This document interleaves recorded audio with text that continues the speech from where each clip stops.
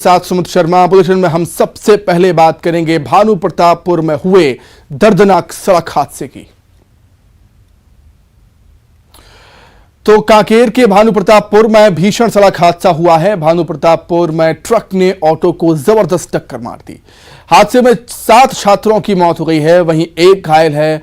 Auto driver की हालत भी गंभीर बताई जा रही है। हादसे पर सीएम भूपेश बघेल ने दुख जाहिर किया और जो घायल हैं उनका जिला अस्पताल में इलाज जारी है। कोरर थाना क्षेत्र का यह पूरा मामला।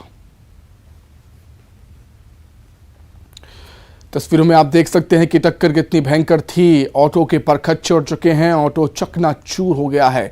7 छात्रों की, 7 मासूम बच्चों की इसमें दर्दनाक मौत हो गई है। वहीं जो ट्रक चालक है, ट्रक ड्राइवर है, वो फरार बताया जा रहा है। ये स्कूली बच्चे थे जो स्कूल से छुट्टी के बाद वापस और थे। उधर भानु प्रतापपुर से एक ट्रक कार थी जिससे इनका एक्सीडेंट हुआ है। एक्सीडेंट में 7 बच्चों की डेथ हो गई है। एक बच्चा भी थोड़ा क्रिटिकल है, उसको भी रायपुर रेफर किया गया है और आगे की कार्रवाई इसमें की जा रही है। चालक की गिरफ्तारी अभी चालक के चूंकि घटना होने के बाद वो चालक फरार हो गया तो उसकी पतासाजी की गई है और एक जो ट्रांसपोर्टर है उसके माध्यम से हम लोग एक टीम उसमें रवाना करें उसकी गिरफ्तारी के लिए। बिल्कुल तुरंत मैं यहाँ पर आई स्पॉट पे। वाकई में बिल्कुल इधर घटना है जो छोटे छोटे मासूम बच्चों को मौत हो गई है। पूरा प्रशासन लगा हुआ है, पूरी सरकार लगी हुई है। जितनी भी हर संभव मदद जितनी भी होगा हम पूरी प्रशासन हम जो भी मदद होगा इन भरपूर करेंगे। हमारे सीएम भूपेश सरकार उनके भी इसमें नॉलेज में चला गया है, उन्होंने भी गहरा दुख संवेदना व्यक्त किए हैं। तो हमारी तरफ से जो भी सहयोग जो भी बनेगा हम बिल्कुल करने को तैयार हैं। कोरल में जो हादसा हुआ उसने दिल दहला दिया है। 7 बच्चों की मौत हो गई है और एक बच्चा जो है वो अभी भी जिंदगी और मौत के बीच जूझ रहा है। हमारे साथ विधायक शिशुपाल सोरी मौजूद हैं, उनसे बात करते हैं। सर, इस तरह के जो हादसे होते हैं इस पे साफ तौर पे दिखाई देती है कि लापरवाही है। ट्रक जिस तरह की स्पीड में थी और जो जगह थी, स्पॉट हमने देखा है, वो उस तरह का स्पॉट नहीं था जहां पर इतनी स्पीड से चलाया जाए। तो जिम्मेदार कहाँ होते हैं जब इस तरह की जो गाड़ियां होती है? पहली दफा नहीं होगी किस तरह से गाड़ी स्पीड में गई होगी। इसकी जांच पुलिस करेगी और जैसा आपने बताया घटना स्थल पे जो स्पॉट है वो इतना ज़्यादा उसकी स्थिति खराब नहीं है कि वहाँ इस तरह का एक्सीडेंट हो सके। किंतु ये देखा गया है कि जहाँ सड़कें अच्छी होती है वहाँ स्पीड भी ज़्यादा होता है।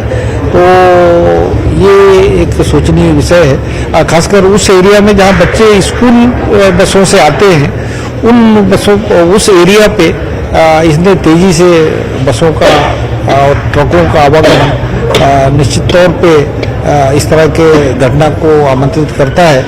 और मैं एसपी से बात करूंगा, कलेक्टर से बात करूंगा कि न केवल कोरर बल्कि कांकेर और भी जहां पब्लिक स्कूल हैं जहां से बड़े मात्रा में बच्चे बसों में या इस तरह के व्हीकल में आते हैं तो वहां स्पीड लिमिट का हो और जो हमारी स्कूल बसें हैं, स्कूल के जो व्हीकल्स हैं चाहे छोटे हों बड़े, ये नॉर्म्स के हिसाब से हो, क्योंकि स्कूल बसों के लिए भी एक नॉर्म्स बनाए गए हैं। इसी स्थिति में इस घटना के बाद निश्चित तौर पे कांकेर जिले में सुधार दिखेगी और हम लोग भी जनप्रतिनिधि हैं और पूरी संवेदनाएं हैं उस परिवार के साथ और भविष्य में ना हो इस बात के लिए हम पूरा प्रयास करेंगे। बेलगाम रफ्तार और लापरवाही ने 7 घरों के जो चिराग है वो बुझा दिए हैं। देखना यह है कि इस मसले पर अब आने वाले समय में किस तरह की कार्रवाई होती है और जिस तरह की गाइडलाइंस का पालन होना चाहिए वो होता है या नहीं। लेकिन ये जरूर है कि इसकी जिम्मेदारी कौन लेगा ये भी देखने वाली बात है। फिलहाल जो ट्रक चालक है फरार है, उसके पकड़ में आने के बाद पता चलेगा कि वो नशे में था या नहीं। लेकिन अब तक जितनी अमूमन जो इस तरह की घटनाएं आती है उसमें अक्सर ये देखा जाता है कि जो चालक होते हैं वो नशे में होते हैं। और जांच की बात अगर हम बात करें तो जो घटनाएं होती है उसके बाद में चाहे प्रशासन हो या जो शासन के लोग हैं वो जागते हैं और इसी तरह के जो आश्वासन है वो दिए जाते हैं। लेकिन उसके बाद जब कोई बड़ी घटना सामने आती है तो फिर से वही रिपीट किया जाता है। हम उम्मीद करते हैं कि कांकेर में जो भयावह घटना हुई है उसकी जो वो कभी दोबारा इस तरह की घटना न देखी जाएगी और जिस तरह की सख्ती होगी वो देखी जाएगी। कैमरा पर्सन इमरान के साथ ममता लांजेवार, न्यूज़ 18 छत्तीसगढ़, रायपुर।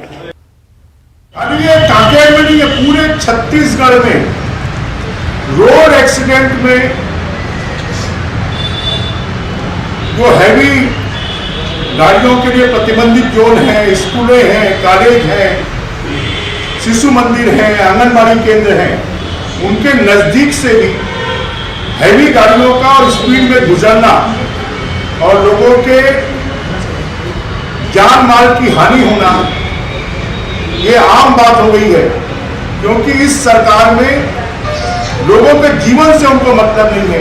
उनको मतलब है तो सिर्फ अपने जेब भरने से मतलब है, और इसके कारण पूरे छत्तीसगढ़ में चाहे वो कानून व्यवस्था की बात हो, चाहे वो रोड एक्सीडेंट की बात हो, ये भयावह स्थिति पैदा हो गई। मेरे तो भी 3 थे, एक पिछले साल डेथ हुई है बच्ची, और उसके बाद ये छोटा वाला था, तो इस बार इसका तो 3 बच्चे थे, अब एक बच्ची है मेरे पास।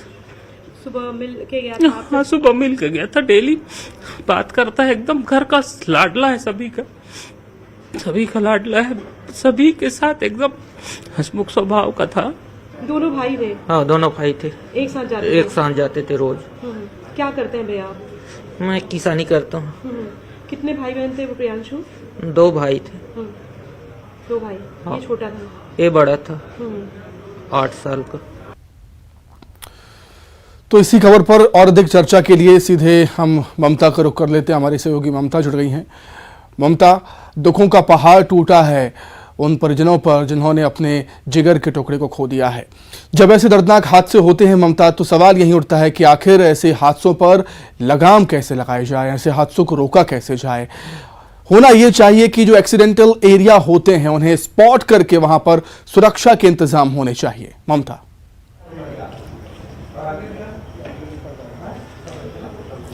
देखिए, होना तो ये भी चाहिए कि जिन जगहों पर इस तरह के हादसे होते हैं, जैसे कि हमारी अभी एक पेरेंट से बात हुई, एक ही खानदान के 2 बच्चे जो है वो इस हादसे के शिकार हो गए हैं और दोनों चचेरे भाई थे, दोनों की मौत हो गई है। उनके एक पिता ने बताया कि उन्हीं के गांव के एक व्यक्ति के उसी स्पॉट पर कुछ सालों पहले मौत हुई थी, और वो जो स्पॉट है वो ऐसा नहीं है जहां पर इतनी स्पीड से जो है वो ट्रक चलाया जाए। दूसरी बात अगर हम बात करें तो सड़क भी खराब है, और आसपास का जो इलाका है, जब उपचुनाव कवर किया था और अभी भी हमने वो जो स्पॉट देखा है, तो वो स्पॉट ऐसा नहीं है जहां पर इतनी स्पीड से जो है वो ट्रक चलाया जाए।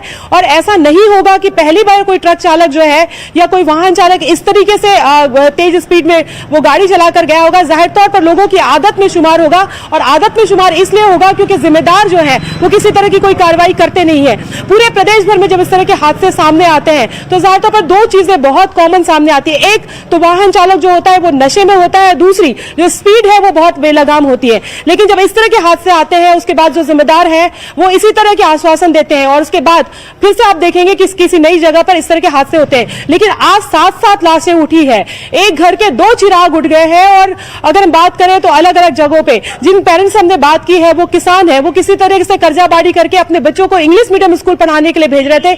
उनका एक सपना था कि उनके बच्चे बड़े होंगे, कुछ बनेंगे। और आप सोचिए कि दूसरी क्लास के 5 साल से लेकर 8 साल के जो मासूम है वो इस तरह के भयावह हादसे के शिकार हो गए। इस तरह से बेलगाम स्पीड जो है उसने उसकी जान ली है। ट्रक चालक जो है वो फरार है, उसको पकड़ में आने के बाद पता चलेगा कि वो नशे में था या नहीं था। लेकिन प्राइमा फेसी अगर हम बात करें तो ये साफ तौर पे लग रहा है कि वो नशे में रहा होगा।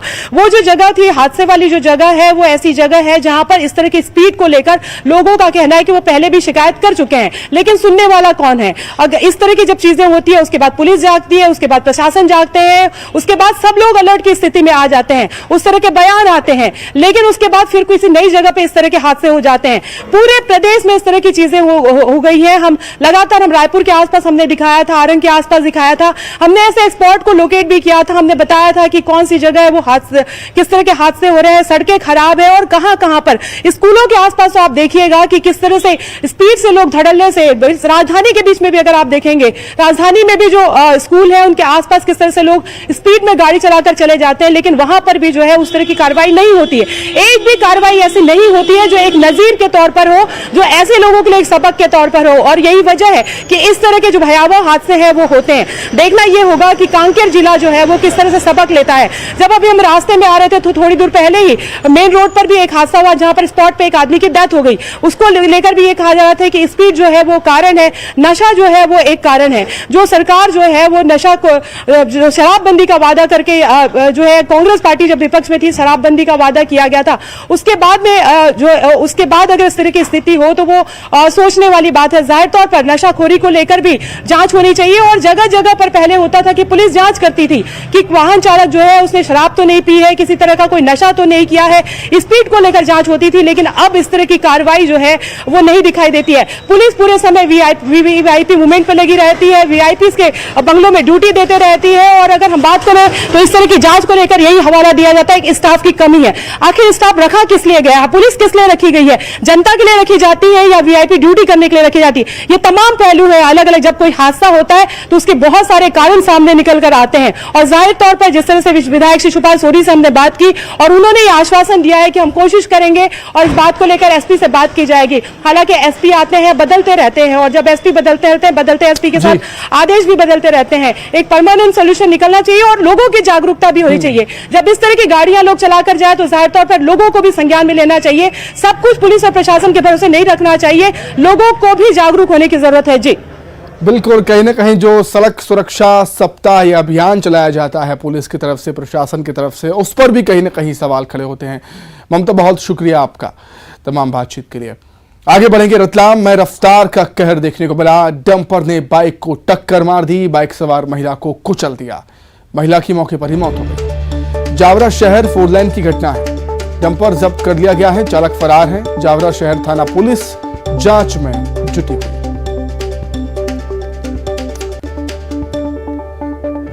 रतलाम में भी रफ्तार का कहर देखने को मिला, जहां एक डंपर ने बाइक को टक्कर मार दी, बाइक सवार महिला को कुचल दिया है और महिला की मौके पर ही मौत हो गई। जावरा शहर 4 लेन की घटना है। पुलिस ने डंपर को जब्त कर दिया, चालक फरार। गरियाबंद के फिंगेश्वर थाना क्षेत्र में 7 साल की मासूम से रेप की वारदात को अंजाम देने वाले आरोपी को पुलिस ने गिरफ्तार कर लिया। पीड़ित के साथ परिजन ने थाने में शिकायत दर्ज करवाई थी, जिसके बाद पुलिस ने तत्परता दिखाते हुए तुरंत ही आरोपी को पकड़ भी लिया। आरोपी विश्राम निषाद ने वारदात को अंजाम देने के बाद को कबूला है, जिसके बाद पुलिस ने उसे गिरफ्तार कर न्यायिक रिमांड पर भेज दिया।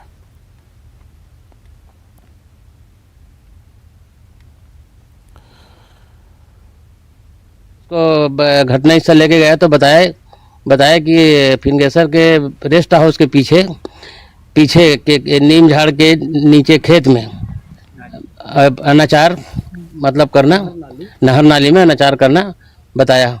उस स्वीकार किया। उसके आधार पे उसके पकड़ के लाके न्यायिक रिमांड में जेल भेजा जा रहा है। वहीं छत्तीसगढ़ में आरक्षण को लेकर मचे घमासान का थमने का नाम नहीं ले रहा है। आज राज्यपाल सचिवालय की ओर से हाईकोर्ट में दायर याचिका के मामले में सुनवाई पूरी हुई और फैसले को सुरक्षित रख लिया गया। याचिका में हाईकोर्ट द्वारा राजभवन को भेजे गए नोटिस की संवैधानिकता पर अब सवाल उठाते हुए नोटिस के खिलाफ याचिका दायर की गई है।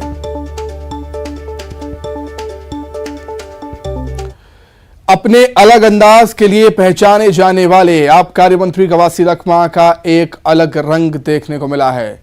कवासी लखमा बीजापुर के दौरे पर थे। इस दौरान वो बस स्टैंड पहुंच गए और वहां अंडा बेचने वाले दुकानदार से अंडा लेकर आम लोगों को बांटने लगे। कवासी लखमा का ये अंदाज देखने के बाद वहां लोगों की भीड़ लग गई।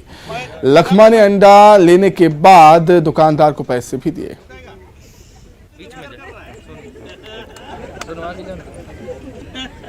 तू ज्यादा प्यार करता है, क्यों ज्यादा?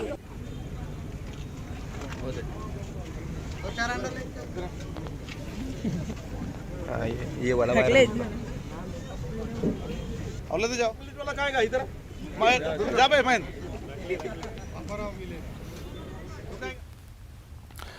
और अब आइए आपको दिखाते हैं बर्थडे सेलिब्रेशन की ऐसी तस्वीर जो रोंगटे खड़े कर देगी। देखिए।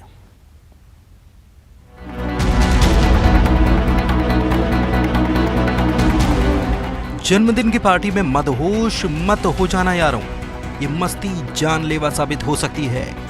खुशियां मातम में बदल सकती हैं। अगर चूक गए तो पल भर में दस्तक दे सकती है मौत। बर्थडे सेलिब्रेशन की ये तस्वीरें बेहद खौफनाक हैं, जिसे हमें बार बार देखना चाहिए और हैप्पी बर्थडे से पहले लेना चाहिए सबक।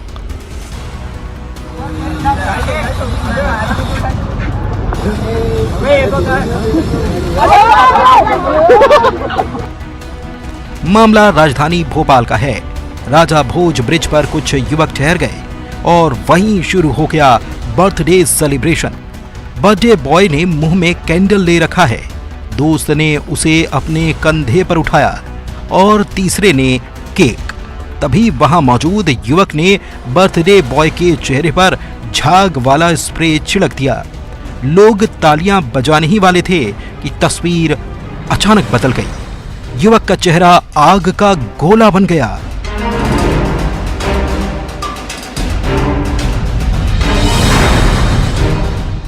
और मच गई अफरा तफरी। क्या करें और क्या नहीं, आनन फानन में सभी ने आग को बुझाया। युवक का चेहरा झुलस गया है, उपचार चल रहा है, लेकिन सबसे बड़ा उपचार ये कि ऐसे हादसों से हम सबक लें, क्योंकि ये जश्न जानलेवा है। Bureau report, news 18।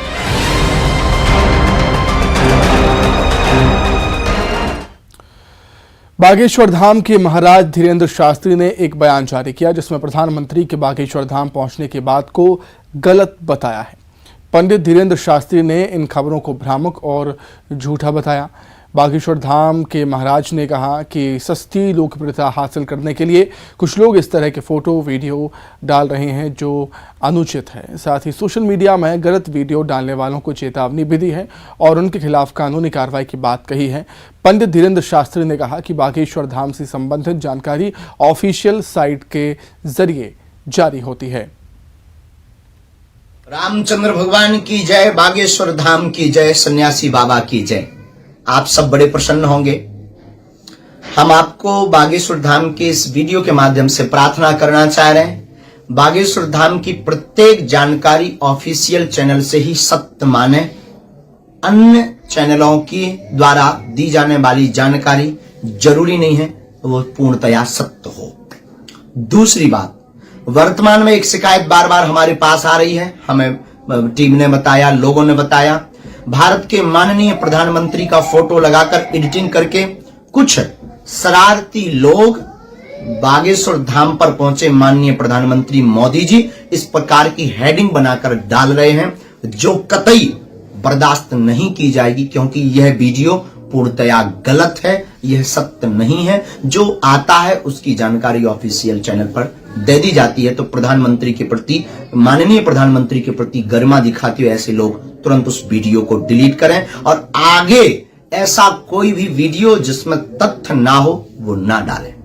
तीसरी बात, बागेश्वर धाम से जुड़े हुए लोगों से प्रार्थना है कि आजकल टीआरपी पाने के लिए, सस्ती लोकप्रियता पाने के लिए कई बार हमारी अनेक बार शादी, अनेक बार हैप्पी बर्थडे, अनेक बार कुछ लगातार कर रहे हैं लोग और उसमें फोटो लगा देते कि आज ये पहुंचे बागेश्वर धाम, आज ये पहुंचे। ये ऑफिशियल चैनल से नहीं है, अदर लोगों के द्वारा है। इसके लिए हम कानूनी कार्रवाई करने के लिए तैयार हो गए हैं। जो हमें लोगों ने बताया तो तुरंत तैयार है और अब सावधान हो जाइए। जितने भी लोग हैं सबकी लिस्ट बनेगी और सबके ऊपर कार्रवाई होगी। चौथी बात और अंतिम बात, बागेश्वर धाम के बारे में अगर कोई कुछ कहता है तो जरूरी नहीं वो पूर्णतया सत्य हो, क्योंकि वो अपने विवेक से बोल रहा है। बागेश्वर धाम का जो भी है सब खुला हुआ है और जब सनातन की बात होती तो विरोधी ताकतें सक्रिय हो जाती, तो झूठी अफवाह, झूठी खबर, झूठे षड्यंत्रों द्वारा निरंतर फंसाने की कोशिश होती है। इन सबसे बचे रहिएगा और ऐसे लोगों का बायकॉट कीजिए, भले ही वो कोई भी हो, क्योंकि अब हिंदुओं को जागने का समय है। और सावधान सावधान सावधान। इंदौर से बड़ी खबर, जहां मूक बधिर नाबालिग के साथ दुष्कर्म हुआ।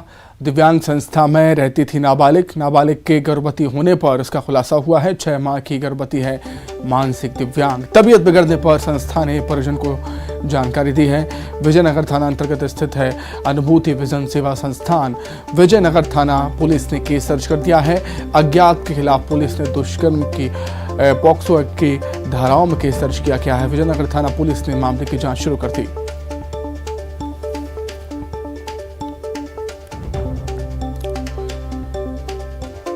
अधिक जानकारी के लिए बातचीत करेंगे संवाददाता विकास सिंह चौहान, जुड़ गए हैं फोन पर। विकास, क्या कुछ और जानकारी आपके पास? बिल्कुल इंदौर के विजयनगर थाना क्षेत्र का मामला है, जहां पर स्कीम नंबर 54 और 74 के बीच में स्थित गर्भवती विजन सेवा संस्थान है, जहां पर मानसिक तौर पर दिव्यांग जो बच्चे रहते हैं उन्हें वहां पर रखा जाता है और वहां पर देखरेख संस्था के द्वारा की जाती है, ऐसा दावा संस्थान की तरफ से किया जाता है। बहरहाल यहाँ बीते 4 साल से रह रही एक मानसिक दिव्यांग की जब तबीयत 2 दिन पहले बिगड़ी तो उसे परिजनों की जानकारी दी गई। परिजनों ने जब स्वास्थ्य परीक्षण कराया तो उसको 6 माह के गर्भ होने का खुलासा हुआ। उसके बाद उसे गंभीर अवस्था में न उसका उपचार किया गया, बल्कि पुलिस को भी जानकारी दी गई। पुलिस ने पूरे मामले में जांच शुरू कर दी है, प्रकरण दर्ज कर लिया है। चूंकि मानसिक दिव्यांग है, मूंग बधिर है, वह बोल नहीं पाती और चीजों को समझ नहीं पाती, लिहाजा वह स्पष्ट नहीं बता पा रही है ये कुकृत्य किसके द्वारा किया गया। पुलिस अब तकनीक के आधार पर अन्य बिंदुओं पर पड़ताल कर रही है और पुलिस का दावा कि जल्द ही आरोपी को गिरफ्तार किया जाएगा और उसके खिलाफ कड़ी कार्रवाई की जाएगी। ठीक है विकास, बहुत शुक्रिया आपका। आइए अब एक नजर 25 सेकंड में खबरों पर।